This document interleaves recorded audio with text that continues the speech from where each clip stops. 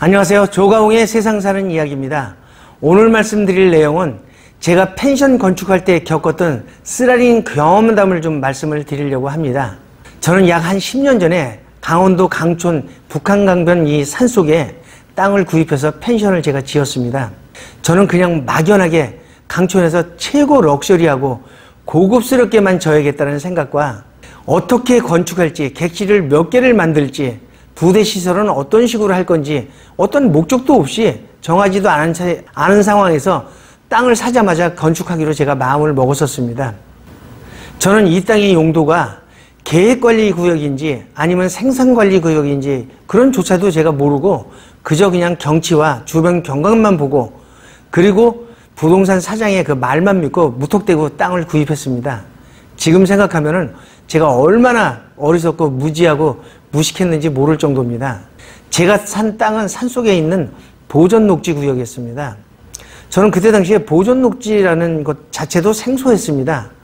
그래서 보전녹지구역에서 건폐율과 용적률이 몇 프로가 나오는지도 전혀 모르고 또 전기 인입이라든가 상하수도 설치라든가 이런 것도 전혀 생각지 않고 그냥 돈만 있으면은 다 그 집을 짓는 줄 저는 그렇게 알고 이 땅을 구입한 겁니다. 지금 펜션을 하시려고 하는 분들은 아마 저 같은 분들은 아마 없을 거라고 지금 생각이 듭니다. 저는 그저 단순하게 멋진 펜션을 하루 빨리 지어가지고 돈 벌 꿈만 부풀어 있었던 겁니다. 그런데 그 부풀었던 꿈은 건축을 시작하면서부터 산산이 깨지고 매일매일 고달픈 하루와 스트레스만 만빵이었습니다. 제가 무지했던 부분들은 끝도 없이 돈으로 메꿔 나가야 됐습니다. 제일 먼저 제가 실수를 한 게 건축업자 선정하면서부터 완전히 첫 단추를 잘못 끼게 된 겁니다. 그 땅을 사준 이 부동산 저희 사장 말만 믿고 그 사장이 말하기를 시골에서는 외부 사람들이 와가지고 건축을 하려고 하면은 주변에 민원을 너무 많이 넣기 때문에 건축하기가 정말로 힘이 드니까 이 지역에 있는 건축업자를 갖다가 선정해서 하게 되면은 건축하는데 훨씬 수월하고 신경을 덜 쓰고 건축을 할 수가 있다 라고 하면서 자기가 잘하는 분이 있으니까 소개를 시켜주겠다는 겁니다. 그래서 얘기 들어보니까 그 말도 맞는 것 같아가지고 그래서 제가 그분을 소개받았어요. 여기서 제가 한번 말씀드리기 전에 제가 건축설계사무소에서 이제 설계 도면이 나온 것을 보니까 바닥 평수가 70평으로 해가지고 4층까지 이렇게 지을 수 있는 이 도면이 나왔습니다. 저는 이 도면이 나와서야 그때서부터 1층에 절반은 로비로 사용을 하고 절반은 카페를 만들어야겠다라는 생각을 가졌고 그 다음에 2층은 좀 평수를 넉넉하게 해가지고 객실 4개를 만들고 3층과 4층은 복층으로 해가지고 객실을 4개를 만들어서 총 해서 객실을 8개를 만들고 그리고 한쪽에 제가 살 집을 이렇게 짓기로 이렇게 결정을 했습니다. 그래가지고 건축업자한테 만나가지고 내부 인테리어는 제가 할 테니까 외부, 건축 외부와 이제 창문이지 않습니까? 창호와 설비까지만 견적을 내달라고 제가 얘기를 했습니다. 그랬더니 이분이 이제 견적 나온 게 4억이 나왔어요. 그럼 뭐 깎아달라고 해도 깎아주지도 않더라고요. 그래서 이제 4억의 계약서를 쓰는데 계약금을 2억을 달라는 거예요. 그래서 저는 너무 과다하다고 얘기를 했더니 그 잔금은 다 준공 끝난 다음에 그때 받을 테니까 먼저 2억을 달라는 겁니다. 그래서 뭐 동네 사람이고 해서 저는 믿거니 하고 그래서 2억을 건네면서 공사를 시작하자고 했습니다. 그럼 얼마 있다가 공사가 시작해가지고 바닥에 이제 터파기부터 이제 시작을 했습니다. 그러고 나서 며칠이 지났는데도 공사를 안 하는 겁니다. 그래서 왜 공사를 안 하느냐고 가서 얘기를 했더니 자기가 지금 현재 다른 데서 공사를 하는 게 있는데 그게 완공이 된답니다. 그래가지고 그걸 빨리 끝내고 저희 펜션을 와서 공사를 하겠다는 거예요. 그러니까 좀 늦더라도 자기가 공사 일정 차질 없이 준공해주겠다는 날짜 맞춰서 해줄 테니까 너무 걱정하지 말고 기다리라는 겁니다. 그리고 1억을 갖다가 더 요구를 하는 거예요. 그래서 무슨 돈을 지금 공사하지도 않았는데 무슨 돈을 더 달라고 하느냐라고 따졌더니 자기가 지금 그쪽 현장에 마무리 작업을 하려고 하는데 이 자금이 좀 부족하다는 거예요. 그러면서 1억을 먼저 주면 어차피 줄 돈 1억을 먼저 주면은 자기가 거기서 빨리 끝내고 와서 여기 인부들 좀 많이 좀 투입을 해가지고 최대한 정말 이쁘게 잘 져주겠다고 이런 식으로 저한테 사정을 하는 겁니다. 그래서 할 수 없이 철통같이 약속을 지키기로 하고 또 1억을 보내줬습니다.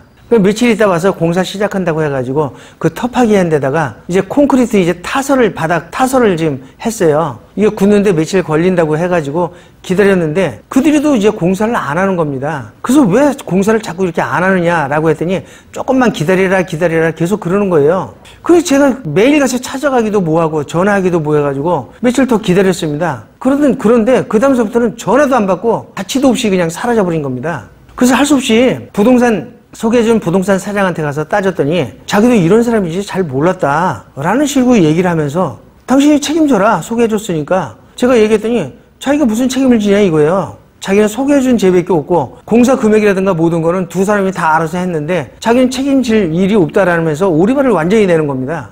그래서 할 수 없이 이 건축업자를 찾으러 사방으로 다녔는데 찾을 길이 없어요. 어떻게 집을 알아가서 가봤더니 집은 거의 뭐 다 쓰러져 가는 집인데 거기 들어가서 보니까 초등학교 다니는 그 딸이 하나가 있더라고요. 근데 이 딸이 자기 아빠를 본 지도 지금 오래됐다는 겁니다. 아마 둘이서 다 짜고 이렇게 했는지는 모르겠습니다. 그래서 계속 찾아가가지고 걔한테만 뭐라고 하니까 얘는 뭐라고 하면 그냥 막 울어버리는 거예요. 얘기를 할 수가 없는 겁니다. 도저히 찾을 수가 없어가지고 사방팔방 지금 찾으러 다녔는데 6개월이 지났습니다.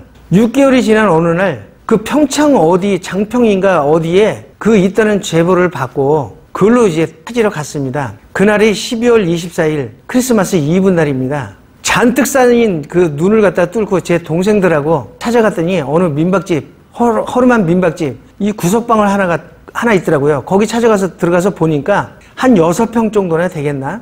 그런데 거기서 혼자 앉아서 소주 까먹고 있더라고요. 방구석 보니까 라면 봉지에다가 그 먹고 남은 그 소주병들이 거기서 그냥 잔뜩 뒹굴고 있는 겁니다. 뇌가지를 잡아가지고 막 흔들어대면서 어떻게 할 거냐고 난리를 치니까 자기는 지금 돈을 지불할 능력이 전혀 없으니까 저보고 마음대로 해라는 거예요. 갖다 잡아 넣고 싶으면 잡아 넣고 고발하면 고발하라는 거예요. 그럼 자기는 가서 몸으로 때우겠다는 겁니다. 정말 어처구니가 없어가지고 말이 나오지를 않을 정도였어요. 사실상 3억을 날리고 집으로 돌아오는 길이 제 인생에서 가장 쓴맛을 맛볼 정도로 정말 참담했습니다. 나중에 알고 보니까 제가 준 돈은 노름해가지고 다 날리고 그리고 공사 현장에 있다고 하는 그것도 거짓말이었습니다. 공사 비용을 기성으로 줘야 되는데 저는 기성 자체를 모르기 때문에 나중에서야 건축업자를 통해서 기성이라는 것을 갖다가 제가 알았습니다. 기성이라고 하는 거는 공사 대금을 줄 때 공사한 것만큼만 이렇게 주는 게 기성이라고 합니다. 저는 돈은 돈대로 들고 공사 기간은 1년도 넘게 늦춰지고 그 다음에 새롭게 다시 공사를 하려고 하다 보니까 공사 비용이 2배로 많이 들면서 고생은 직살나게 제가 했습니다. 또 이것뿐만이 아닙니다.